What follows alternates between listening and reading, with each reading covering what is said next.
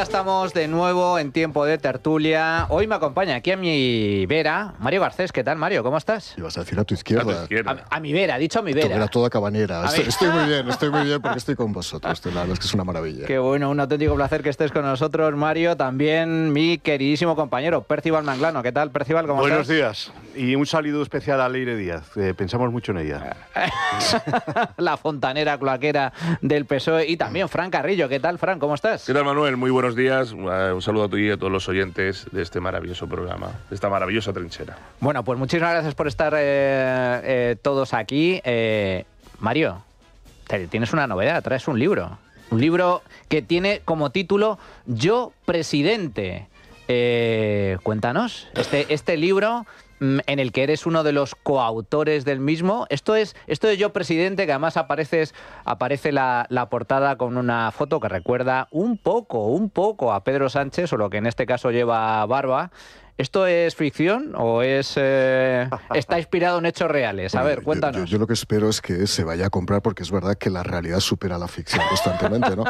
Pero es un libro, como decía Vargas Llosa, que se inspira en muchas experiencias autobiográficas. Este es un libro que casi surge de un fenómeno o de una experiencia casi sociológica, como dos personas de izquierda y yo, que yo soy la compensación, podemos hacer una novela, un thriller, sobre cómo un desaprensivo puede llegar a ser presidente del gobierno de España. Hombre, pero eso es ficción absoluta. Entonces, absoluta ficción. Es ciencia ficción. Pero además no se habla de ningún partido político, todo se ha dicho de paso, ¿no? Es cómo en los partidos políticos reina el parasitismo, el arribismo, cómo se crean los microvínculos fuera y dentro, cuáles son las vías de gregarismo tribal para poder ascender. El único libro que ha leído el protagonista es El Señor de las Moscas, no necesita ningún otro libro para poder promocionarse en un partido político, ¿no? Y la verdad es que yo creo que es una oportunidad para que muchos lectores puedan ver la política desde dentro. Es decir, la política tenemos la costumbre de verla ya consumada en actos y los vemos diariamente en medios audiovisuales, ¿no? Pero ¿qué pasa un minuto antes, qué pasa 5 minutos antes a que se forme ese proceso de impostura, esa dialéctica política que hay? ¿Cómo funcionan las relaciones personales, las relaciones familiares, la corrupción? De otra manera, o sea, y esta es una manera, ya digo, creo que es la primera vez. Aunque no haya nombres propios y tal, muchos de los que lo lean se van a sentir aludidos. Hay experiencias propias, evidentemente, pero no hay nombres, porque no quiero identificar a nadie, evidentemente. Ya digo, y además lo puede leer un lector de izquierda y un lector de derecha. Esto yo creo que es la principal virtud.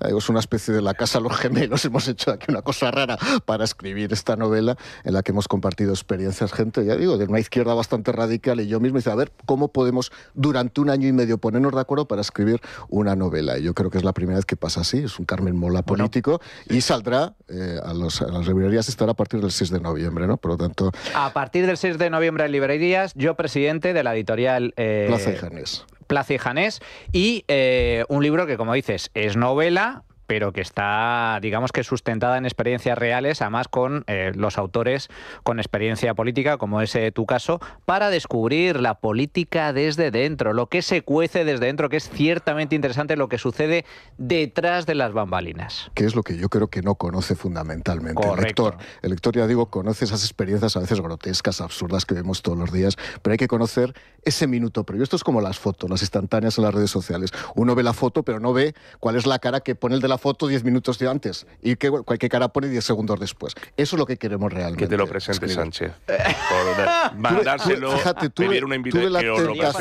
Tuve la tentación de pedírselo, pero es que podía haber dicho que sí, entonces sí que tenía un problema yo. Para la venta del libro. Lo que pasa es que te hubiera dicho son las 11 y aún no he leído. Y para acabar simplemente, hemos firmado con seudónimo, que nadie me busque por Mario Garcés en este caso. El seudónimo es Tristán Paniagua. Tristán porque somos 3 y Paniagua por Paniagua al final. Los paniaguados. Los paniaguados que han podido escribir esta novela. Bueno, pues enhorabuena por este libro, Mario, Yo, Presidente, que saldrá a la venta en librerías el próximo mes de noviembre. Señores, esta semana ha estado cargada de noticias para variar y seguimos con el tema de los sobres, porque el tema de los sobres del PSOE tiene cola. Empezamos con los sobres con chistorras, con soles y con lechugas de Coldo, continuamos con las cajas de folios de Ábalos y ahora ya estamos en una nueva, en la siguiente fase de la instrucción, que es, vale, había dinerito, había dinero en sobres, aquí se repartían presuntamente comisiones ilegales procedente de, bueno, pues la concesión de obra pública, de contratos irregulares por parte de la trama, que no era una trama cualquiera, estamos hablando de la cúpula del Partido Socialista, del grupo más estrecho a Pedro Sánchez. Y el Supremo, que está investigando el tema, dice, hombre, aquí esto huele un poquito mal, ¿no? Huele un poquito a financiación ilegal. Así que el Tribunal Supremo, como no podía ser de otra forma, el juez instructor ha llamado a declarar, ha citado como testigos el próximo 29 de octubre al exgerente del PSOE, Mariano Moreno Pavón, y a una de las trabajadoras de Ferraz. ¿Quién? Celia Rodríguez, con la que hablaba Koldo para decirle a Koldo, oye, que tengo aquí el dinerito del ministro, que tengo el cajón lleno de dinero y que no me encuentro del todo bien teniendo tanto dinero en el despacho. Oye, que te dejo el sobre con el dinerito aquí en la mesa. Bueno, vamos a ver qué pasa en esa declaración, pero todo apunta a que va a ser clave para que el Tribunal Supremo finalmente impute, y este es el dato, impute al Partido Socialista como presunta, por un presunto delito de financiación ilegal, que es de lo que se trata, Fran. Sí, si anda como un gato, maulla como un gato, pues igual es un gato. Pues todo indica a que, como dice el Supremo, esto empieza a oler a financiación ilegal. Yo he escuchado esta semana a insignes y honorables comisarios políticos de la izquierda decir como argumentario de excusa, como si cerrara el caso, pero sí, el PSOE ha reconocido que son pagos perfectamente en A. Digo, pues me acabas de evidenciar con ese argumento que estamos hablando de financiación ilegal. Si el PSOE acaba de decir lo contrario, como al PSOE hay que leerla a la inversa, ¿no? Pues entonces estamos ante un caso casi acreditado, porque ya ni siquiera, aunque lo diga un juez, todo indica que se ha financiado ilegalmente. La cuestión es cuánto, hasta dónde, porque hay que saber escalar todo eso, y de quién es la responsabilidad última de todo eso. Porque hay que recordar que todo esto, quien tiene toda la información es un exgerente llamado Mariano Moreno, que ahora es el que dirige una empresa pública, la empresa pública de uranio, ¿no? Sin tener ningún tipo de formación, experiencia ni trayectoria profesional para gestionar una competencia como esa, y es la persona que se encargaba de dar los pagos. Entonces hay que llamar a esa persona a que declare, ya que, digamos, informe sobre qué es lo que pasaba ahí. Y claro, yo esta semana, que he asistido a muchos foros y he hablado con unos y con otros y me han preguntado también sobre esto, yo digo, bueno, en una España con una cierta soltura moral, o que tiene unos principios, o que seamos exigentes con los políticos de un lado y de otro a la hora de gestionar dinero público, yo recuerdo que hace 7 años se articuló y se impulsó una moción de censura bajo los mismos argumentos y pretextos de ahora. Es decir, una financiación ilegal entonces del partido que estaba en el gobierno, que pagó la sede de su partido de aquella manera. Bueno, y el señor presidente del gobierno hoy, bajo el pretexto de no se puede admitir y tolerar la corrupción porque es irrespirable y envenena la democracia, pues impulsó la moción de censura que le hizo presidente. Porque hoy no se hace lo mismo. Esa moción de censura, por cierto, fue defendida por un señor que se llama José Luis Ábalos, que tiene narices la cosa. Tiene todo. Narices la cosa, Percival. Bueno, es que eso engancha perfectamente con lo que quería decir. Punto de partida, el informe de la UCO sobre Ábalos y sus análisis de uso del dinero en efectivo. Y algo que queda acreditado en ese informe de la UCO es, en cuanto a Ábalos triunfa con esta moción de censura y pasa a ser ministro, milagrosamente pasa de sacar dinero de los cajeros automáticos, como hace todo el mundo, para tener algo de efectivo de vez en cuando, a pasarse 3 años sin sacar un solo euro de los cajeros automáticos a ingresar él decenas de miles de euros en efectivo en los cajeros automáticos. Curioso, ¿verdad? Hombre, entonces, claro, la pregunta es, si personalmente Ábalos pasó a usar dinero en efectivo con un origen muy dudoso, ¿alguien te duda que si él lo hacía para sí mismo no lo iba a hacer para su partido? Es que es el mismo modus operandi. Si él recibía dinero en B y usaba ese dinero para sus gastos, por cierto, en el informe de la UCO, todo tipo de gastos, o sea, son las prostitutas, por supuesto, las jaranas y las fiestas con las prostitutas, pero son cosas del día a día. La pensión alimenticia para su hijo. eso lo pagaba con dinero B. Entonces, todo tipo de gastos, en cuanto es ministro, y esto es absolutamente clave, en cuanto tocan poder, se olvidan de lo que han dicho el día anterior, que habían venido a limpiar nada, y pasan a vivir su vida en B. Entonces, insisto, si lo hace Ábalos para sí mismo, mandando él en el partido, como lo hacía, ¿alguien se cree que no iban a hacer lo mismo? Y además hay datos para avalarlo. Esta semana Aldama ha dicho, le di 4 millones de euros a Ábalos, se dice pronto, 4 millones de euros, y más de 1 millón de esos 4 millones de euros fueron para el partido. Y además es que ya se está entendiendo cuál era el sistema. Se daba dinero al partido para alimentar la caja y después venían sus altos mandos, pasaban tickets y con ese dinero se daban a sí mismo un sobresueldo de gastos que se pagaba en B. Ese es el sistema que, insisto, Ábalos se montó para sí mismo y tiene toda la pinta que tendrá, pero bueno, tendrá que acreditarlo a justicia, pero tiene toda la pinta que lo hizo exactamente igual para el partido. Fijaos, esto de la financiación ilegal del partido, que es de lo que se trata. Además, uno de los informes de la UCO recogen que precisamente el cese de Ábalos se debe a que el presidente del gobierno se da cuenta de que iban por libre. Es decir, oye, ¿qué estáis haciendo de espaldas al partido? Pero claro, esto huele mucho a un caso que ya se produjo en su día en el PSOE, en este caso el PSOE de Felipe González, que es el caso Filesa, de financiación ilegal. Es la estructura típica de financiación ilegal de los partidos. Concesión de obra pública amañada a cambio de una serie de comisiones que se llevan, por un lado, los comisionistas, los intermediarios, y por otro lado, el partido. ¿Quién lo dice? Es que lo dicen los propios implicados en la trama. Fijaos en lo que explicaba esta misma semana Teresa Gómez, periodista de Objective y colaboradora de este programa, sobre el propio Koldo, lo que le decía a los empresarios. Ellos ahora lo que dicen es que esa caja B era de Ábalos y no era del partido. No es cierto. A nosotros nos dicen que la caja B era del partido y que así se lo transmitía a varios empresarios de la trama. Tanto es así que incluso en uno de los informes de la UCO de junio, lo que dice la UCO es que el cese de Ábalos se debía, y dice literalmente, posiblemente se debió a, y cito textualmente, haber cobrado comisiones a espaldas del partido. Es decir, no haber cobrado comisiones. O sea, a Sánchez no le molestó que cobrase comisiones. Le cobró que lo hiciese a espaldas del Partido Socialista.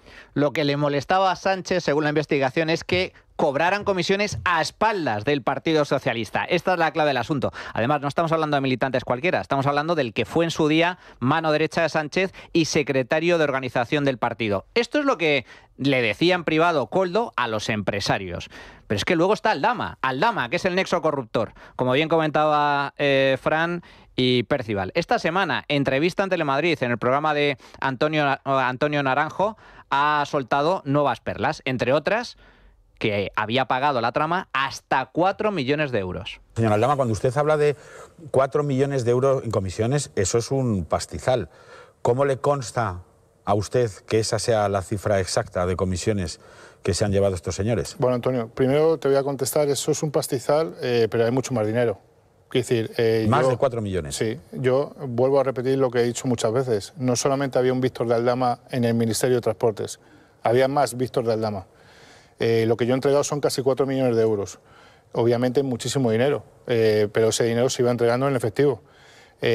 Habría que preguntar, que se están preguntando que dónde puede estar ese dinero. Eso te iba a decir yo. Habría que preguntar los viajes que han hecho tanto Koldo como el señor Ábalos al extranjero. Bueno, Víctor de Aldama, 4 millones de euros. Dice, bueno, es mucho dinero, pero esto es calderilla comparado con todo lo que se movía dentro del Partido Socialista, porque por Ferraz había muchos Víctor de Aldama. Y luego, ¿dónde está el dinero? El dinero está afuera, Mario. Yo la verdad es que cuando pienso en la estirpe de Pedro Sánchez, pienso en esa vieja tradición africana de que cuando un jefe de la tribu gana unas elecciones y es designado jefe de la tribu, lo que hace es se mete en la selva durante 2 semanas y cuando vuelve se olvida de todas las personas que le ayudaron a poder ser jefe de la tribu y elige a los mejores. Pedro Sánchez, de hocicos, nunca mejor dicho, lo que ha decidido es enterrarse con sus propios escuadristas, sus propios camorristas, aquellos que le procuraban, probablemente, y lo digo eventualmente para no tener ningún problema desde una perspectiva moral, desde una perspectiva indiciaria moral, le procuraban los recursos para poder ascender desde el punto de vista político. Quiero detenerme en una cuestión. ¿Por qué el Tribunal de Cuentas y por qué los auditores insisten en que no hay financiación irregular? Y aquí sí que hay un problema. Fíjate, que el auditor diga que estaban correctamente las cuentas puede entrar dentro de un orden primero, y voy a decir una maldad, porque estás pagando al auditor y a veces el principio de responsabilidad del auditor está bajo mínimos, lo siento, y lo digo como interventor del Estado y como inspector de finanzas del Estado, pero me preocupa el Tribunal de Cuentas. El Tribunal de Cuentas tiene la obligación de velar porque la financiación de los partidos políticos es correcta. Y yo escuché a la presidenta del Tribunal de Cuentas, que la conozco desde que era presidenta de la Federación de Mujeres Progresistas del Partido Socialista Obrero Español, diciendo que ellos no son una oficina antifraude. Cuidado.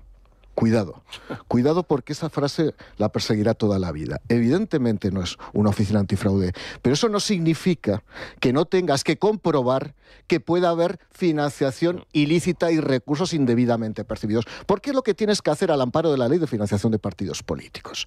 No es una mera fiscalización de una entidad pública. Estás verificando a través de circularizaciones a bancos o a través de comprobaciones de transacciones pagadas en metálico. Estás verificando si realmente ha habido otro tipo de flujos. Y luego, ¿cómo funciona esto? Lo he dicho muchas veces. ¿Y por qué no se denuncia la corrupción en España? Pues no se denuncia porque hay muchos cortocircuitos.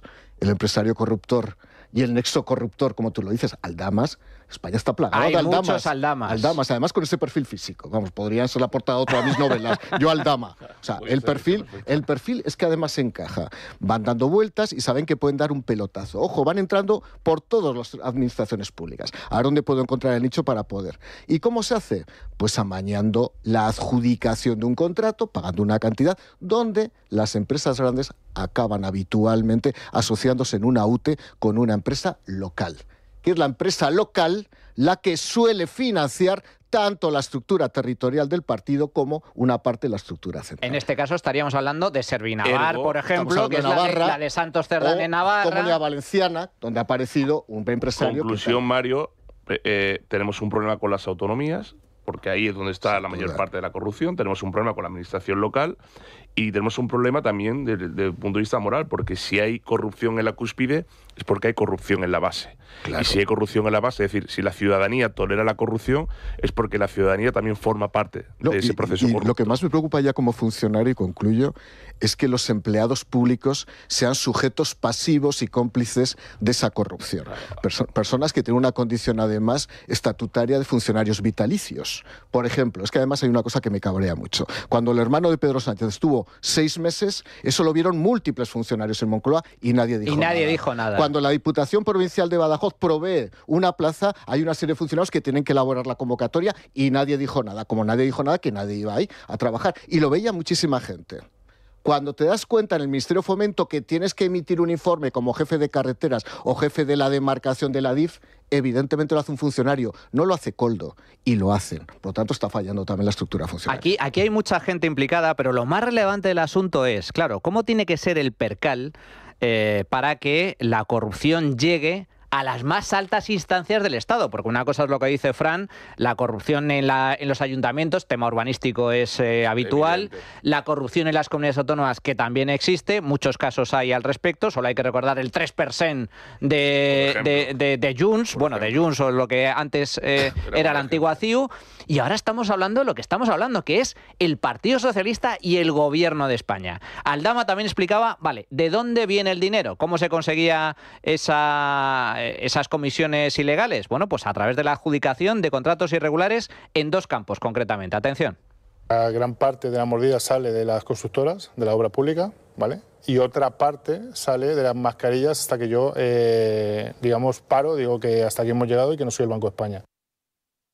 Obra pública y mascarillas, que esto luego tiene un punto ético ciertamente asqueroso, porque mientras nosotros nos encerraban en nuestras casas y morían decenas de miles de personas en los hospitales, había gente que presuntamente se lo estaba llevando crudo.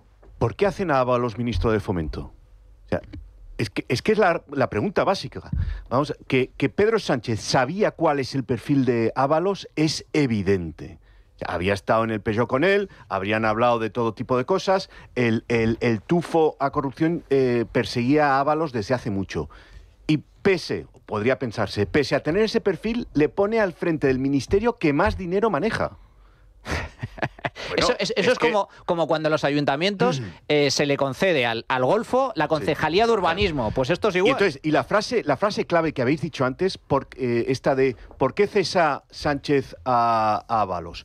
Porque se llevaba comisiones a espaldas del partido. ¿Eso qué quiere decir? O sea, de él. Que no compartía, que no compartía. Es decir, le ponen al frente de Fomento para que canalice coimas, corrupción con el partido y gracias al sistema que se han inventado, de eso se benefician todos, porque los sobres, ya hemos sabido a estas alturas, que se los daban a todos. ¿Cuál es el problema? Que si empieza a quedarse él con las comisiones a espaldas del partido, ya no comparte. Ah, chico, eso ya no es tu función. Aquí estamos para compartir. Para eso le había puesto Sánchez. Bueno, pues por un lado tenemos de dónde salía el dinero, esto es lo que comentaba Aldama en esta entrevista, pero ¿a dónde iba el dinero? Pues también Aldama lo tiene claro. ¿Dónde está ese dinero? Bueno, yo diría que ese dinero está en el extranjero, obviamente, que lo que antes te intentaba explicar Antonio. Una persona con un pasaporte diplomático es como si llevara valija diplomática. Cuando viaja ni se le registra el equipaje ni se le registra la cartera, mochila o lo que lleve. El señor Koldo García, siendo un asesor simple, tenía pasaporte diplomático. ¿Le consta que Koldo García tenía pasaporte diplomático? Sí, me consta y me lo ha enseñado. Y lo he visto personalmente. ¿Se lo ha enseñado él a usted? Sí. ¿Cómo es posible que Koldo García, un asesor, que encima en su época, oye, era un trabajo muy digno, portero de puticlús y cortador de leña, resulta que tenía pasaporte diplomático que está exclusivamente reservado para altos cargos y para carrera diplomática, Fran? Porque cuando tú traspasas todos los límites morales y éticos, traspasas todos los límites legales. Entonces llega un momento en el que no tienes ningún tipo de reparo en delinquir una y otra vez y que lo que no es correcto, ni es legal, ni es lícito, pues tú no tengas ningún tipo de, como digo, de reparo moral en practicarlo. Efectivamente, al final lo que va a salir a luz es toda la contabilidad B, con B de Begoña, por cierto, que también saldrá en todo esto, pero yo vuelvo a decir lo mismo. Antes Mario ha mencionado que el problema se llama Ley de Financiación de Partidos Políticos. Si eso se reforma, yo he defendido siempre, por ejemplo, que los partidos políticos se financien a la americana. Con total transparencia. Oye, las empresas dan donativos a distintas formaciones. O particulares y tal, y que la gente sepa quién había. Yo ese sistema lo puedo defender. Es decir, que haya una prohibición de que esta empresa, porque si no se va a ir a ese extraperlo, a ese mercado negro y tal. Vale. Entonces, es una solución que yo en mi etapa y tal, pues propuse varias veces y tal, evidentemente sin el éxito como todo el mundo puede imaginar. Pero llegado el momento, yo sigo pensando que una de las crisis más graves que vive España es una crisis moral, que está extendida en toda la ciudadanía, porque hay una tolerancia ya asentada en que la corrupción es algo sistémico, es algo estructural que no la vamos a eliminar. Entonces, para que gobiernen los corruptos de enfrente, que gobiernen los corruptos que están de mi lado, porque todos somos corruptos, ¿no? Yo también, como ciudadano, porque yo en mi oficina, pues igual si puedo sustraer un paquete de folio, pues lo sustraigo. Y si yo mañana puedo hacer que no pago el café, pues no lo pago. Entonces, hay una corrupción moral en la base, en la ciudadanía, en la que debe exigir responsabilidad a sus gobernantes, que permite que este tipo de golfos, y lo digo con mayúscula, de delincuentes, y lo digo con mayúscula y sin presunto, y de sinvergüenzas, lleguen a altas instancias del poder, delincan, roben, y no les pase absolutamente nada, porque tienen una base detrás que les sostiene todo eso, y no solamente electoralmente, porque al final está todo. Hablamos del funcionario que tiene una permisividad apabullante, hablamos del que debe denunciarlo desde el punto de vista profesional, hablamos del Tribunal de Cuentas, hablamos del mundo de vista mediático, que prefiere dejarse comprar antes que hacer su trabajo como periodista denunciando al poder. Es decir, hablamos de diferentes esferas de la ciudadanía y de la sociedad civil que admiten, permiten y toleran eso. Entonces llega el momento en el que llega al poder y una persona sin ningún tipo de límite moral como Pedro Sánchez dice, pues ancha es Castilla, para adelante. Claro, ahora se está topando con una resistencia mediática, jurídica, social, de gente que dice, no, oiga, esto no se puede hacer. Y es cuando se están poniendo nerviosos y es cuando están desquiciados. Lo que yo he dicho esta semana y vuelvo a repetir hoy aquí es, todo esto de Aldama, este roadshow mediático está muy bien, pero cuidado. Porque llegará un momento en el que si no empieza a tener los jueces las pruebas, empiezan a salir y hay una contundencia judicial a esto, el gobierno le puede dar la vuelta a esa estrategia y achacar que todo esto es un show mediático por parte del Partido Popular y que la gente empieza a creer que detrás de esto no hay absolutamente nada. Bueno, Cuidado. esa es la segunda derivada que también se está avanzando, porque claro, aquí hay varios casos encima de la mesa, está el caso Begoña, está el caso Hermano, está el caso fiscal general del Estado, está toda la trama de corrupción. Claro, una cosa es que exista juicio y otra muy diferente es que existan condenas. Exacto. Si finalmente la mujer del presidente sale absuelta, si sale absuelto el Hermano, si sale absuelto el fiscal general, que por cierto el juicio está a la vuelta de la esquina, a eso se va a agarrar el PSOE para decir, lo que yo os decía, lawfare, esto forma parte de un complot. Claro, es que esa es la función del Leire. O sea, es que justo de lo que estáis hablando es la función de las cloacas. Esa fue, claro. Partamos de lo básico. Cuando, supuestamente, y bueno, queda bastante acreditado, Pedro Sánchez dice, quiero que esto se limpie sin límites, ¿no? Que es lo que dice Begoña. Se limpia lo que está sucio.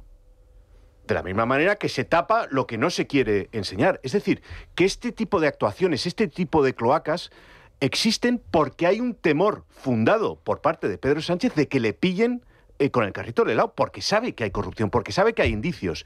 Entonces, se puede agarrar a pues que las cosas se caigan por un tecnicismo o que usando pruebas contra fiscales, contra gente de la UCO, apartando a los investigadores de la UCO o presionando a los fiscales, se ralentice la investigación o incluso se pare, pero lo hace precisamente porque sabe que hay indicios. Entonces, la gravedad de las cloacas me parece que es absoluta, precisamente porque es la mejor evidencia de que la corrupción existe. Si no existiese, no habría cloacas. En esas grabaciones, y según la investigación sobre el tema cloaquero, lo que perseguían Leire y su cuadrilla era precisamente anular los procedimientos, anularlos, es decir, que ni siquiera se llegara a producir juicio, sino que el procedimiento se anulara y por eso buscaban trapos sucios de fiscales, de guardias civiles, etcétera.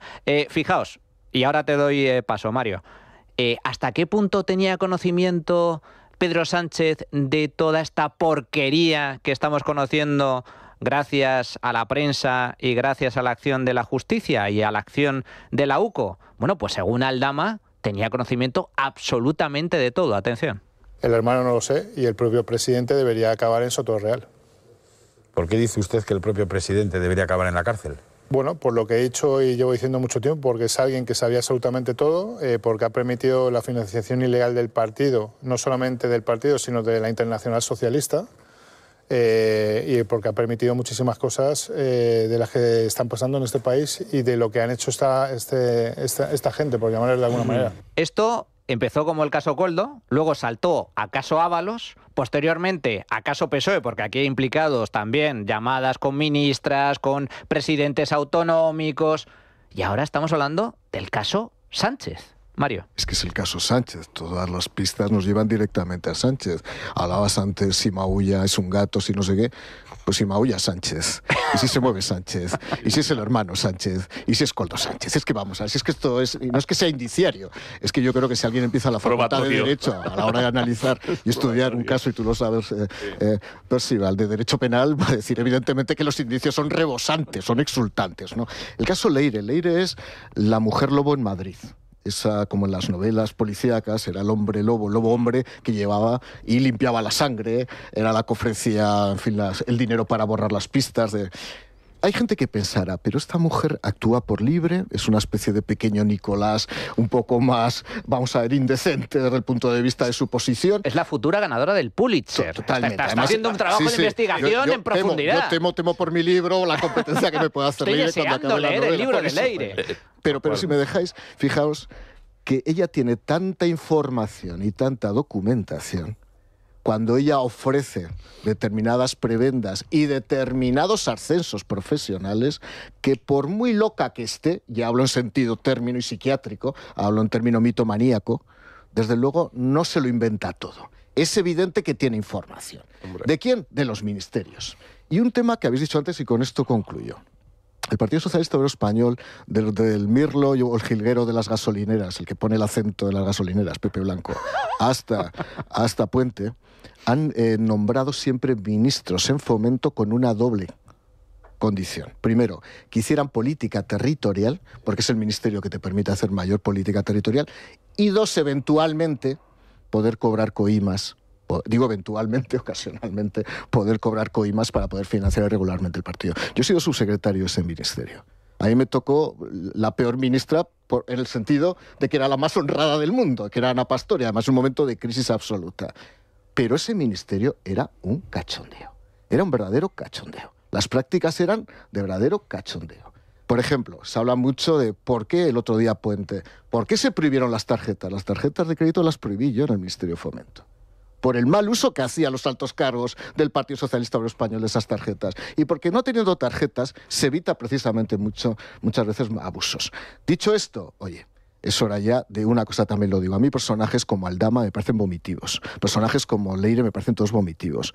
Pero que lo que vayan diciendo, que vayan aportando pruebas. Pues porque ellos son cómplices de todo lo que ha ocurrido hasta ahora. Esto es muy importante lo que comentas, Mario, porque efectivamente también en la investigación judicial se apunta al hecho de que muchos de los nombramientos efectuados de altos cargos en el Ministerio de Transportes, antiguo Ministerio de Fomento, estaban de alguna forma recomendados por Pepiño Blanco y por su consultor Acento, de su época ya de ministro de Fomento. Y de hecho, estamos viendo el gran escándalo del director general de Carreteras, que también... Mira, el Partido Socialista tiene una virtud dentro de la patología delictual, y es que cuando gobierna el PP recoge a sus funcionarios, a los que están tocados por el PSOE, en puestos intermedios, y cuando vuelven a gobernar los colocan otra vez automáticamente en los puestos directivos. La estrategia Rejón.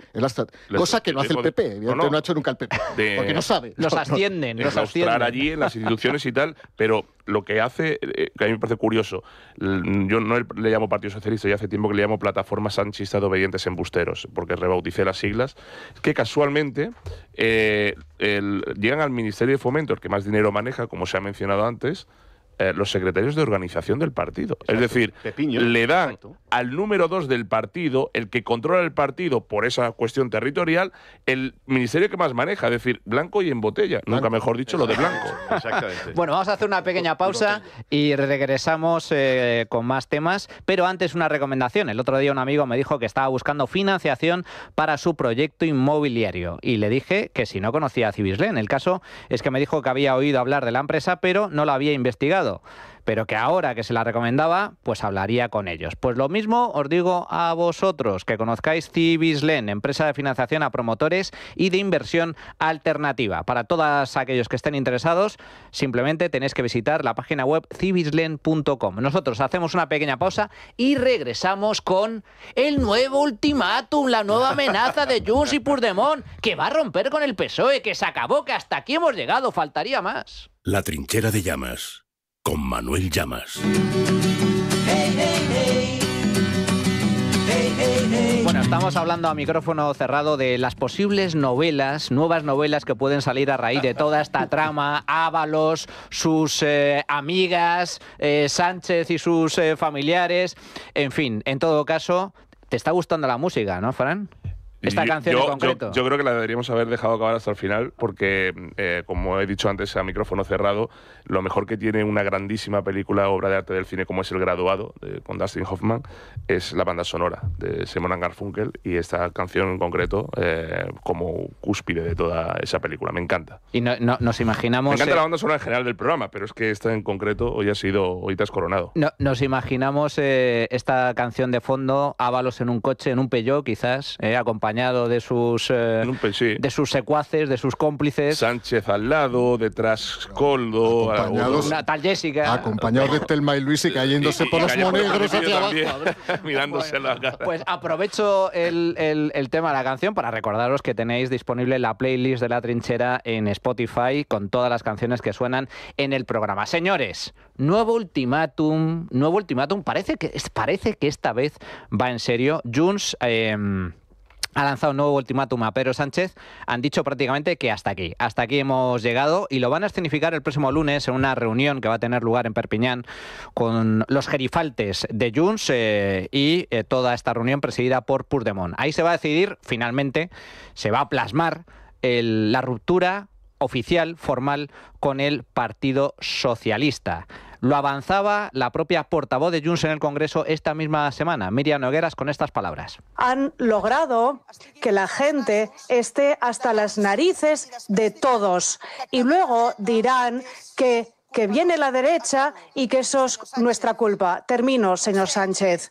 Quizás habría que hablar menos de cambios de horario y empezar a hablar, señor Sánchez, de la hora del cambio. Muchas gracias. La hora del cambio, dice Míriam Nogueras. El partido este lunes va a decidir finalmente esa ruptura, si se lleva a término o no y en qué condiciones. Tanto es así que el partido pues va a llevar a cabo una consulta a la militancia para, digamos que ya plasmar oficialmente esa ruptura. ¿En qué se sustenta Junts? Bueno, digamos que el argumento oficial es que Sánchez no está cumpliendo con su palabra. Ha prometido la amnistía, pero no se está aplicando. Puigdemont, de momento, no puede volver a España. El tema del catalán en Europa como lengua cooficial tampoco, por mucho que ahora el gobierno haya dicho que, bueno, Alemania está dispuesto a negociar. Mentira. Es Alemania mentira. ya ha desmentido eso. Alemania ha dicho que no, claro, que sí, podemos hablar de lo que quiera, pero que su posición se mantiene firme y no va a haber catalán oficial en Europa. También le prometió a los de Puigdemont el control de fronteras y toda la política migratoria para la Generalidad, que tampoco se ha producido. Combatir la multirreincidencia, es decir, son muchas las cosas que ha exigido Junts y, sin embargo, pocas las que ha cumplido Sánchez. Esto es, digamos, que el argumento oficial de Junts, pero hay el argumento extraoficial. Y el argumento extraoficial tiene nombre y apellidos. Se llama Silvia y se apellida Orriols y se llama Alianza Catalana. Junts se está desplomando las encuestas. Tanto es así que algunos ya avanzan, entre ellos yo, que Junts puede desaparecer. Fran. Sería una gran noticia para España. Vamos, yo tengo el champán enfriando la nevera. No, lo digo para los que van diciendo por ahí que, bueno, un acuerdo con Junts, si entra dentro de lo razonable y dentro de la gobernabilidad. Es que yo, cuando empiezo a escuchar que los nacionalismos pueden ayudar a la gobernabilidad de España, empiezo a temblar, ¿no? El nacionalismo vasco, catalán, para empezar, reformando la ley electoral y reformando el sistema político, no deben condicionar la gobernabilidad de España nunca, jamás. Hasta aquí. Dicho esto, en política, de igual forma que se pactan los acuerdos y se escenifican los acuerdos, también se pactan y se escenifican los desacuerdos. Y esto no deja de ser parte de un circo montado, en el cual cada uno tiene una parroquia a la que satisfacer y alimentar. Me explico. Europa no va a oficializar el catalán, porque sabe la avalancha que le va a venir de lenguas regionales bajo la misma petición. Imposible. Y no va a abrir esa espita. ¿Por qué? Porque en el momento en el que habrá una y oficialice eso, Europa sabe el follón que se le empieza a crear en cada uno de los países pidiendo lo mismo. No va a abrir eso. Y eso lo sabe Sánchez, o sea, el gobierno de España, y lo sabe también Puigdemont. Sin embargo, lo van a utilizar como excusa. 2, está muy bien el ingenio de la hora del cambio y el cambio de hora. Por cierto, yo no permitiría que se hablara en catalán en el Parlamento de España, en el Congreso. Esa lengua está para el Parlamento de Cataluña. Pero en el Congreso de los Diputados se habla el idioma común a todos. Prohibiría que se hablara una lengua regional, salvo para citas concretas de alguna obra literaria, etcétera, etcétera, ¿no? Pero como aquí ya se permite todo, pues genial. En tercer lugar, claro que está influyendo sociológicamente a Junts, que a su derecha, mira que era complicado que a la derecha de Junts naciera algo, pero nació algo a la derecha de Junts, le esté quitando votos cada vez con mayor frecuencia, ¿no? Pero eso no va a significar que hagan caer a Sánchez para que el electorado le castigue todavía más porque hayan sido el factotum y los responsables de un posible gobierno Partido Popular y Vox. Creo, a mi modo de ver, que eso castigaría más a Junts que la permanencia de Sánchez, porque muchas de las cosas que ha conseguido Junts ha sido gracias a este presidente que tienen manejando de una forma u otra. Que no consiga los dos objetivos principales, amnistía y oficialidad del catalán en Europa, para mí es un asunto, entre comillas, menor respecto a lo que puede pasar si llega un gobierno Partido Popular y Vox a España, y ahí sí que entonces desaparecería del mapa Junts. Bueno, en todo caso, esta ruptura, si finalmente se lleva a término, que está por ver, porque claro, aquí, por ejemplo, el PSOE dice, bueno, espérate, que si logramos que el Tribunal Constitucional elimine el tema de malversación con respecto a Puigdemont, puede cambiar el escenario. Claro. Pero en todo caso, si se oficializa esa ruptura, habría como 3 escenarios. Por un lado, que no pasa absolutamente nada, es decir, vale, no te voy a votar ninguna ley. Bueno, ¿y qué? Pedro Sánchez ha demostrado por activa y por pasiva que es capaz de gobernar de espaldas al Congreso sin mayor problema.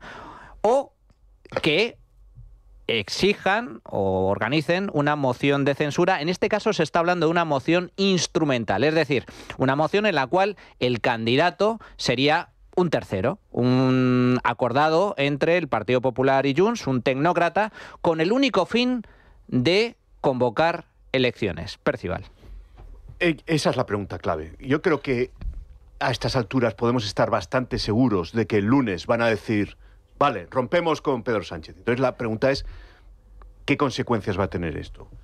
Efectivamente, en la práctica, a corto plazo, pues no se ve que vaya a tener muchas implicaciones porque bueno, las leyes más importantes no se están aprobando ya, de hecho, en el Congreso. Por supuesto, los presupuestos, pero podríamos dar otros ejemplos. Entonces, la pregunta es, bueno, pero ¿va a tener alguna consecuencia más allá de que no se aprueben leyes? ¿Va a haber algo en positivo? ¿Va a haber una moción? Si tuviesen voluntad de hacer una moción de censura, en mi opinión, no estarían poniendo tantas pegas y tantas condiciones para presentarla. O sea, no estarían diciendo, pues un tecnócrata, pues que no sea Feijóo, pues no sé qué. No, dices, nuestra prioridad es que se vaya Sánchez, que es la que hay millones de españoles que es lo que desean, más allá de sus ideologías. Entonces, para que se vaya Sánchez, moción de censura. Eso no lo han dicho, van a dar largas, va a seguir siendo esto una baza negociadora con el gobierno, porque están permanentemente negociando. Nunca olvidemos que todas estas poses son bazas negociadoras y le sacarán algo para no presentar una moción de censura. Y por último, una idea que a mí me parece absolutamente clave, hemos oído lo que dijo Míriam Nogueras. La pregunta de la de Bildu fue incluso más importante. ¿Por qué? Porque demuestra que la izquierda ya ha dado por amortizado las instituciones, el parlamentarismo, no le dan ninguna importancia a lo que se debata y apruebe en el Parlamento y en general en las instituciones, y lo que quieren es calle, calentar las calles de aquí a las elecciones, incluso si viene la derecha, más calle todavía. Eso fue el fondo de la intervención de Bildu, lo han demostrado en la vuelta, lo están demostrando, ya han anunciado una manifestación para el 22, y lo que estoy convencido que vamos a ver es cada vez más tensión y, por supuesto, violencia en las calles de España. ¿Te refieres, Percival, a esa polémica y asquerosa declaración de Merche Aizpurúa en el Congreso, donde hablaba directamente, fijaos en qué términos? Las instituciones y gobiernos deben aplicar este compromiso antifascista no solo para impedir el acceso de los ultras a los gobiernos, sino también para acabar con los espacios de impunidad de los que goza el franquismo y el fascismo español.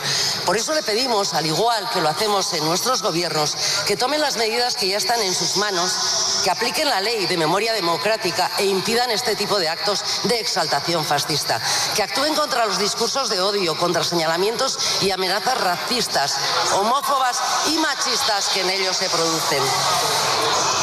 Que tomen medidas contra organizaciones como Falange, ese partido único franquista aún hoy ilegal, y el resto de grupúsculos neofascistas. Porque si no, todos pagaremos cara esta permisividad, también ustedes. por la memoria histórica y por el futuro libre que debemos asegurar a nuestras sociedades, le pregunto si tomarán medidas contra las exaltaciones del fascismo. La portavoz de Bildu, hablando de fascismo, hablando de ilegalizar manifestaciones, de ilegalizar actos en la calle, organizados por otros partidos políticos, de ilegalizar directamente organizaciones y partidos políticos. Habla de Falange, pero por esa misma regla de 3 puede hablar perfectamente de Vox o del Partido Popular. Bildu hablando de esto. Y diciendo que tienen que impedir que los ultras lleguen a los gobiernos. ¿Quiénes son los ultras para Bildu? Todos los demás, todos los demás. Pero es que, de luego, Esther Muñoz después estuvo muy bien cuando dijo que asco. Espera. Fíjate iremos, ¿no? que tenemos el corte. Sí. Señor Sánchez, antes de que se vaya, jamás le perdonaremos que haya permitido que la mujer que señalaba desde su periódico a gente en España para asesinarla haga estos discursos en esta Cámara. ¡Qué asco! ¡Qué asco! ¡Qué asco! Claro, ¿qué es esto de que Bildu sea la conciencia moral de España? ¿Pero qué es esto? ¿Y quién lo ha hecho? El Partido Socialista. Les ha dado pie a que Bildu se convierta en la brújula moral de los españoles. Pues la brújula, si la brújula es Bildu, pues, vamos, como bien comentaba el Mario, vamos hacia el precipicio directo. Izpurúa no es la brújula, es la bruja. Que quede claro de todos los sentidos. Y además, desde la perspectiva de la criminología, acordaos de Lombroso, que decía que había personas que con su físico ya demostraban ser delincuentes. Sí. O sea, Merche Izpurúa, sencillamente mostrando su rostro, es un delincuente para ser detenida inmediatamente. Pero vamos a ver, en primer lugar, Junts. Cuando Nogueras expresa ese discurso beligerante, que es de mamporrera de tercer nivel, que la verdad es que a mí me da bastante repugnancia, cuando le ha roto al PSOE las rodillas, le ha roto el tobillo, le ha roto la nariz, lo ha paleado, y cuando el otro ha cedido en todo el extorsionado, va y todavía se le chulea y le dice, pues hasta aquí hemos llegado. Para que veáis el nivel del intercambio inmoral, tanto de Junts como del Partido Socialista Español de Pedro Sánchez. Yo estoy convencido de que no va a haber moción de censura. Digo por qué. Es verdad que los alcaldes de Junts están muy enfadados y están llamando a Puigdemont. Nos estamos desangrando. Se les acaba el chollo. Alianza está avanzando de una manera abrupta. Un proceso pues, que puede a lo mejor incluso replicarse al modelo español Vox-PP. Cuidado con estos modelos de avance, que hay que tener mucho cuidado cómo tiran ahora mismo las emociones, ¿no? Y entonces, ¿qué ocurre? Si se presentara una moción de censura instrumental, ¿qué ocurriría? Que de suyo, hoy por hoy, en todas las encuestas, más o menos, acabaría habiendo un bloque que gobernaría, que sería el PP y Vox. Si Junts propicia ese final, no es que esté acabado, es que está enterrado a 4 metros por debajo del suelo. O sea, por eso no lo va a hacer. Estoy de acuerdo contigo, Percival. Claro. ¿Qué es lo que va a hacer? Va a decir que no va a apoyar los presupuestos, que se acabaron todos los apoyos, pero es que a Pedro Sánchez le da absolutamente igual. Y respecto a Joa Izpurúa, es que prefiero ni hablar. Sí que digo una cosa, creo que hemos cometido un error y habría que analizar lo histórico en los últimos 40 años, y yo mismo, desde luego, haría ese ejercicio de reflexión por haber permitido que personas como Merche Izpurúa, habiendo sido condenados por colaboración con ETA, estén en el Congreso de los Diputados. Por cierto, nunca debió tomar posesión del acta de diputada, porque hizo su juramento en euskera. Nadie entendió lo que decía y la presidenta del Congreso lo aceptó. Es una vergüenza. ¿Cómo ha cambiado la política, verdad, Mario? Con respecto a años atrás, yo recordaba hace poco cómo actuó en su día el presidente del Congreso con el tema de la juramentación del PSOE, con los diputados de de Batasuna. Era Herri Batasuna, en el momento era Herri Batasuna. Que no hicieron la declaración formal y dijeron literalmente fuera del Congreso ahora mismo. Pero es que ahora no se hace en el modelo formal y además hace en otro idioma, no se hace en español. Por lo tanto, que me explique en su momento Meritxell Batet si conoce el euskera, porque pudo decir a Paletti y no me enteré yo realmente lo que estaba diciendo. Bueno, pero eso es muy fácil. El gobierno que venga, que cambie eso. Porque si no lo cambia, entonces vamos a tener un problema y las formaciones que vienen en teoría a proponer una España alternativa no van a tener excusa. Bildu debería haber sido ilegalizada. Esos discursos no deberían tener cabida en el Parlamento. Pero esta señora, que no es brújula moral, sino una bruja inmoral, lo que hay que decirle es, no, precisamente hay que legalizarle a usted. La fascista o comunista es usted. La que señalaba o le daba como correo y mensajera de los pistoleros es usted. La que debería estar en una cárcel es usted. La que ha sido condenada por ser terrorista y violenta es usted. A partir de ahí, ¿y por qué está usted diciendo esto? porque hay un señor sin escrúpulos que lo permite. Pero, ¿Eso se puede cambiar? Sí, claro que se puede cambiar. Fíjate, para ilegalizar un partido habría que cambiar la Constitución, porque la Constitución española no es militante. ¿Qué significa eso?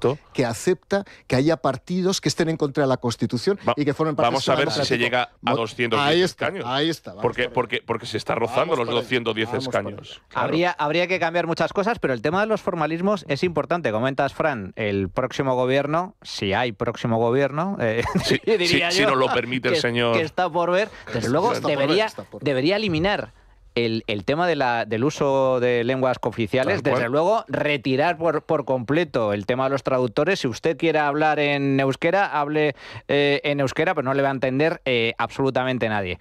Y luego el tema de la declaración de la asunción del cargo. ¿Qué es esto de yo prometo por la Pachamama? Pero bueno, ¿pero esto qué es? Hay una declaración formal, usted tiene que aceptar las condiciones establecidas, como se hizo en su día con un presidente socialista del Congreso, que echó a los diputados de Batasuna. Bueno, en fin, cómo han cambiado las cosas, pero esto es un nuevo ejemplo de degradación política e institucional. Si os parece, vamos a hacer una pequeña pausa y regresamos con más temas. Pero antes, visite buenavidasenior.com y solicite su estudio personalizado comparativo gratuito de todas las alternativas disponibles para conseguir liquidez sin perder la propiedad de su vivienda. Infórmese gratis en buenavidasenior.com. La trinchera de llamas es radio. Bueno, pues ya estamos de nuevo en tiempo de tertulia. Señores, permitidme que cambiemos de tema, porque esta semana también ha sido noticia y ha causado un gran revuelo todo lo relacionado con esa crisis interna dentro del gobierno de coalición, en el que Sumar, los socios del PSOE, ya han pedido la cabeza de una ministra, concretamente la ministra de Vivienda, Isabel Rodríguez. ¿Por qué? Bueno, porque dice que el gobierno no está haciendo lo correcto en materia de vivienda. El problema es que la propuesta de Sumar y de Podemos, de los comunistas, todavía empeoraría muchísimo más la situación. Pero lo cierto es que la vivienda se ha convertido en la principal preocupación de los españoles. El precio de los pisos está por las nubes, es imposible lograr un alquiler a precio asequible, hay más de 100 interesados por cada piso que sale al mercado, y todo esto es consecuencia del intervencionismo atroz que ha llevado a cabo el Ejecutivo durante los últimos años. Hay que recordar que el gobierno Sánchez aprobó la Ley de Vivienda en el año 2023. Desde entonces, el precio de los pisos no ha dejado de crecer, el precio de los alquileres no ha dejado de crecer. ¿Por qué? Porque no hay vivienda suficiente, no hay oferta suficiente de vivienda. Ni se construye, ni hay viviendas en alquiler, porque muchos propietarios han decidido, oye, esto no me compensa, se me mete una ocupa y tengo un problema. Tengo un inquilino y me deja de pagar y tengo un problema. Estoy absolutamente desprotegido. Bueno, y frente a toda esta situación, a esta brutal crisis de la vivienda, ¿qué se le ocurre al ministerio competente, a la ministra del ramo Isabel Rodríguez? Pues ni más ni menos que anunciar un teléfono de información. Vamos a poner en marcha un canal para dar respuesta a la ciudadanía, concretamente la puesta en funcionamiento de un número, el 047, coincidiendo con el artículo 47 de la Constitución, de atención a la ciudadanía. Un canal unificado, accesible, gratuito, de consulta de información sobre programas de ayuda, acceso a la vivienda, rehabilitación, alquiler o cualquier otra duda que puedan tener en el ámbito de la vivienda. Hemos realizado ya esta petición formal al Ministerio de Transformación Digital y la Función Pública para la asignación de ese número 047 y la propuesta será elevada para su aprobación al Consejo de Ministros en la próxima semana. El dato público al servicio del interés general y no más datos particulares al servicio de unos pocos. La gran novedad, la gran medida, la medida estrella del Ministerio de Vivienda. Un número de teléfono 047 al que llamas y dices, oiga, que tengo un problema, que no encuentro pisos en alquiler. Y te informan de que efectivamente no hay pisos en alquiler. Eso es la gran medida estrella del Ministerio.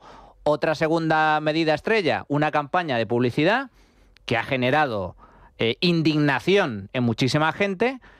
Tanto es así que el Ministerio ha tenido que retirar la campaña, el famoso anuncio, a los 3 días. Nos ha costado 660.000 euros la tontería. Y es que el vídeo tiene tela, porque básicamente se descojona el Ministerio de los ciudadanos. Se burla de los jóvenes que tienen que compartir piso y aparecen una panda de señores ya avanzados en edad. Exagenarios compartiendo piso como si fueran adolescentes. Una auténtica vergüenza, Fran. Se está descojonando de manera bochornosa y lamentable porque le está diciendo este es el socialismo que queremos y el que os espera. Acostumbraros.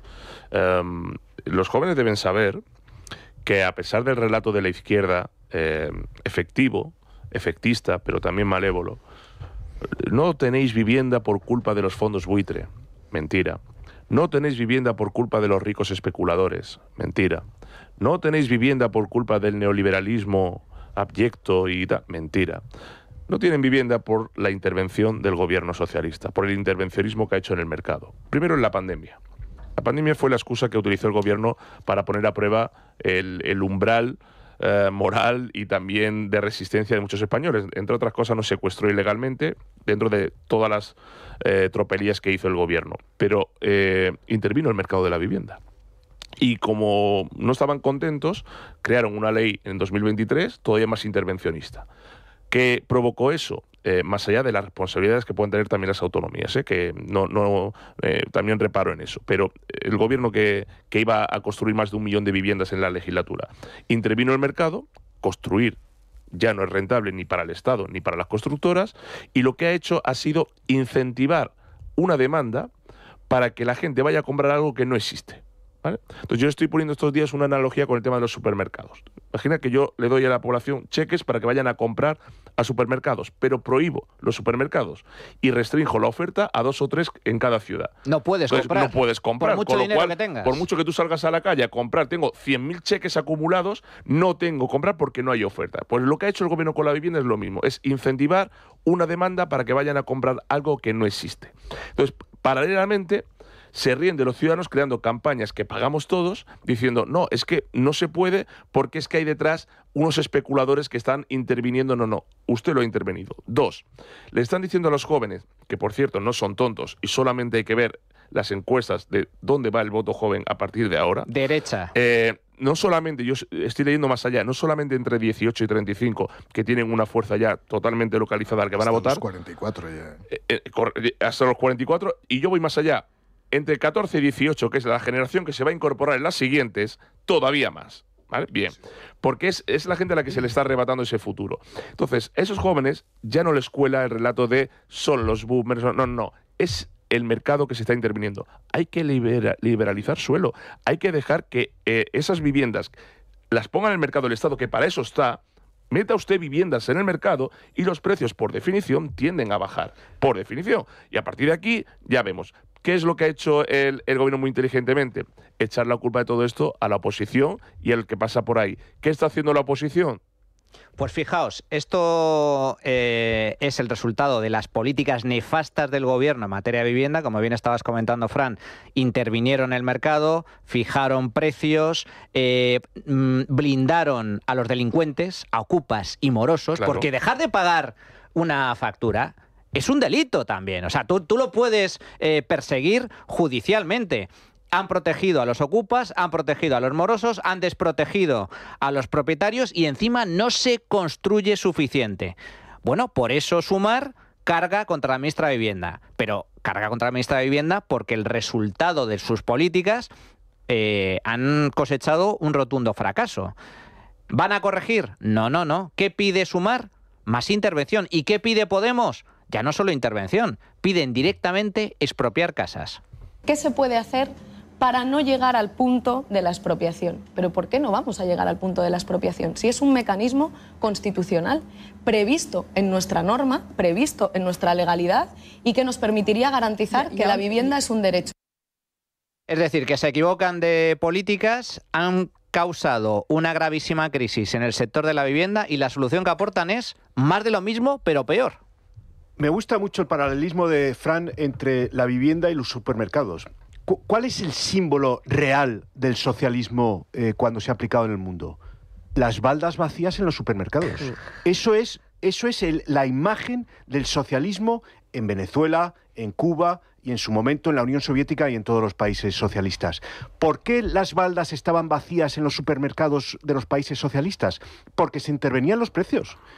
Porque cuando tú artificialmente quieres que los precios de los productos, en este caso alimenticios, estén por debajo del mercado, no hay ningún incentivo para que los productores produzcan. Y entonces las baldas se quedan vacías. Con la vivienda es exactamente lo mismo.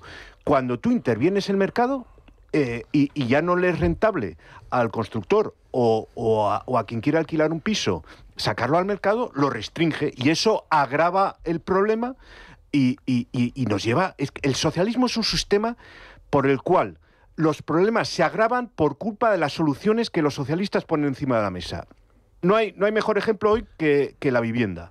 Entonces, y siempre vendrá, perdón, un socialista diciendo que la culpa de que no haya triunfado es porque no se ha aplicado más comunismo. Con lo cual, doblo la apuesta, intervengo y hago más comunismo todavía. Estamos justo en ese punto. El tema de la vivienda es un problemón, una crisis brutal, provocado por ellos mismos. ¿Y cuál es la solución? Más de lo mismo. Es decir, no, vamos un pasito más allá. Vamos a expropiar viviendas, vamos a rebajar los alquileres por ley, vamos a nacionalizar todas las viviendas que estén en proceso de desahucio, vamos a intervenir todavía más a ver si lo logramos solventar. Exactamente. Y por hacer un paralelismo también entre Junts y Sumar, hablábamos antes cómo Junts seguramente ha dicho que va a romper la alianza o, en fin, su apoyo al gobierno por razones electorales. Si Sumar ha salido pidiendo la dimisión de la ministra de Vivienda es exactamente por las mismas razones. O sea, aquí los socios de Pedro Sánchez ven que electoralmente les va fatal y tienen que tomar iniciativas para parecer que se distancian del gobierno, porque es que si no, se hunden con ellos.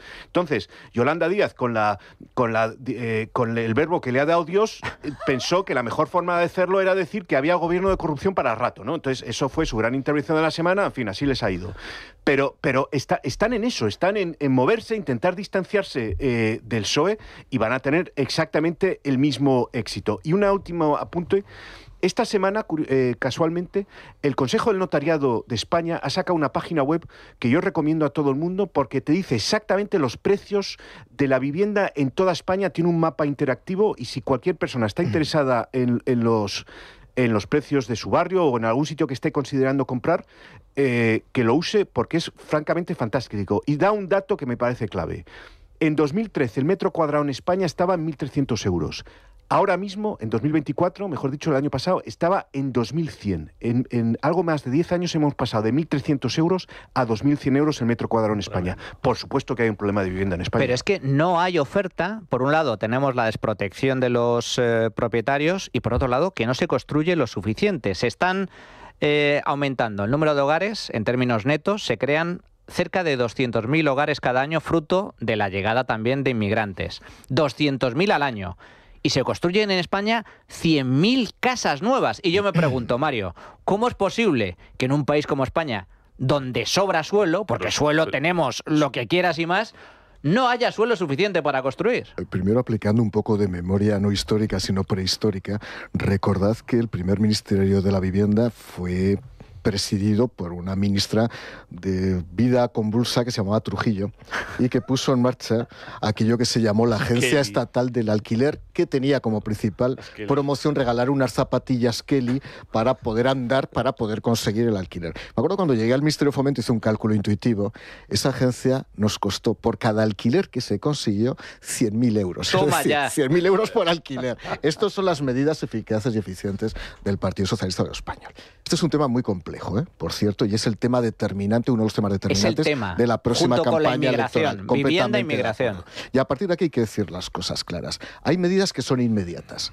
que se aplican en el ámbito del derecho civil y que la competencia es del Estado. Estamos hablando de la reforma de la Ley de Arrendamientos Urbanos, estamos hablando de la reforma del Código Civil, estamos hablando de la posibilidad también de modificar la legislación de enjuiciamiento criminal con el objetivo de lanzar a los ocupantes que ocupan indebidamente las casas.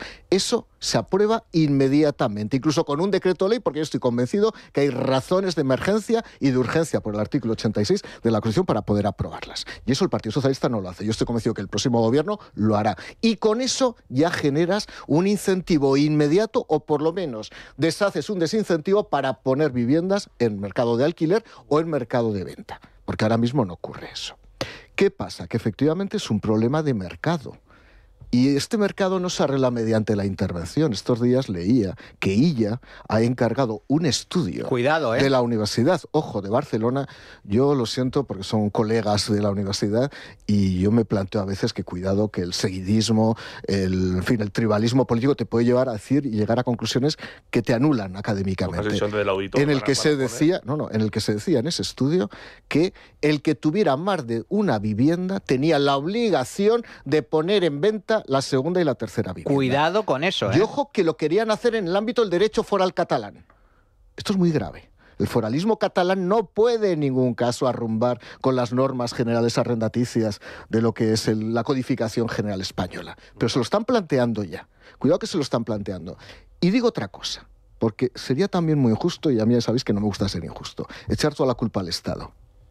La provisión de vivienda social corresponde a las comunidades autónomas y a las entidades locales. Y llevamos 40 años con un fallo crónico de todas las administraciones territoriales. También es Estado, ¿eh? Las administraciones también es Estado, sí, no es gobierno central, pero eso es cierto que... en el concepto Estado sí, el concepto amplio, sí, el tema de vivienda pública depende de las comunidades autónomas y el tema del urbanismo depende de los ayuntamientos. Sin duda. Cómo la legislación urbanística corresponde al Estado. Si se liberalizara el suelo, habría mayor capacidad de provisión de bienes dotacionales, pero ahora mismo no se está liberalizando. Pero fíjate, lo que estás comentando es que, cuidado, porque ya estamos ahí. Yo comentaba, vale, Podemos y Sumar hablan de expropiación. Cuidado, que estos están en el gobierno, Sumar está en el gobierno.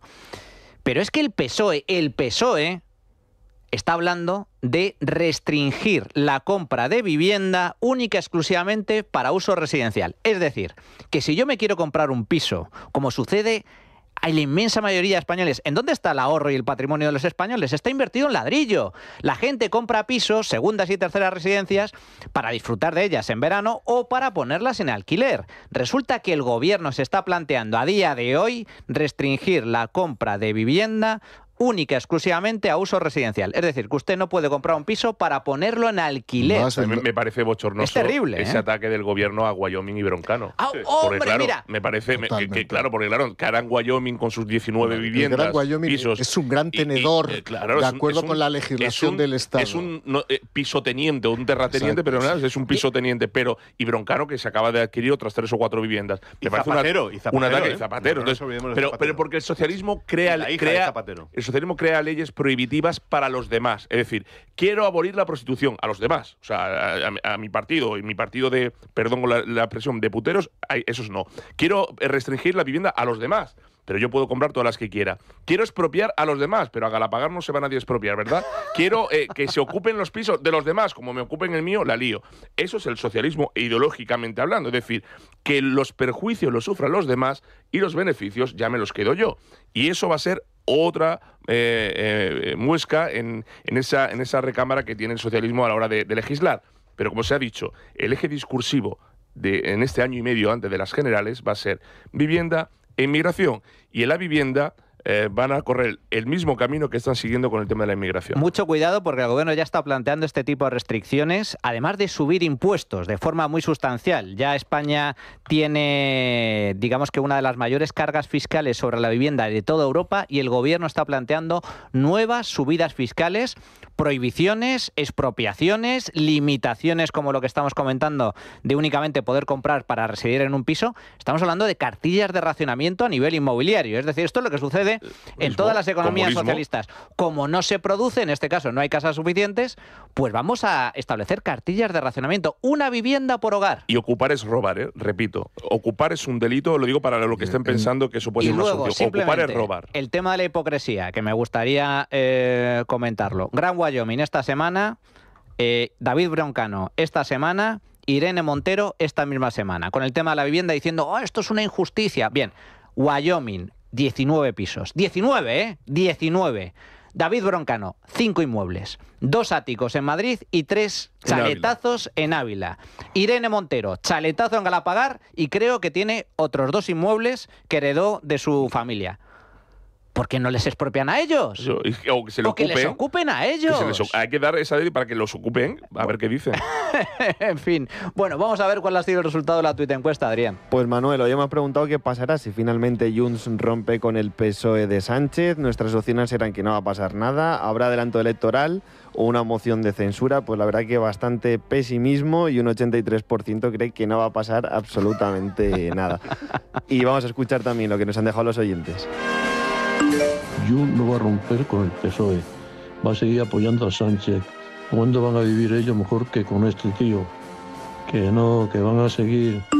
Es lo mejor que podría pasar y de esta manera montar una moción de censura y mandar a estos señores que nos gobiernan a la oposición, de la que desde luego y según lo he demostrado no deberían de haber salido nunca. Buenos días.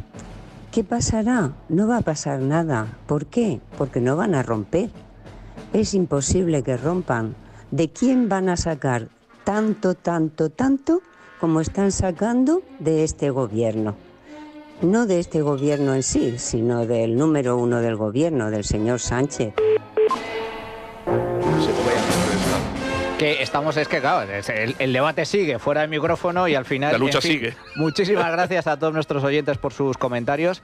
Mario Garcés, como siempre, un auténtico placer. Muchas gracias y a comprar el libro. Yo presidente de Tristán Paniagua a partir del 6 de noviembre. Mes de noviembre, efectivamente. Perciban Manglano. Muchas gracias y feliz sábado. Muchísimas gracias. Y Fran Carrillo, gracias, amigo. Un auténtico placer. Nosotros continuamos y, de hecho, vamos a estrenar una nueva sección de la mano del Ayuntamiento de Madrid, donde vamos a hablar de emprendimiento, de empresarios, de emprendedores. Madrid emprende, porque... esto es clave. La fuente de riqueza y empleo, por mucho que nos venda el Rogerío Patrio lo contrario, no son los políticos, ni es el Estado, es el sector privado, son las empresas y son los empresarios. A continuación. La trinchera de llamas es radio.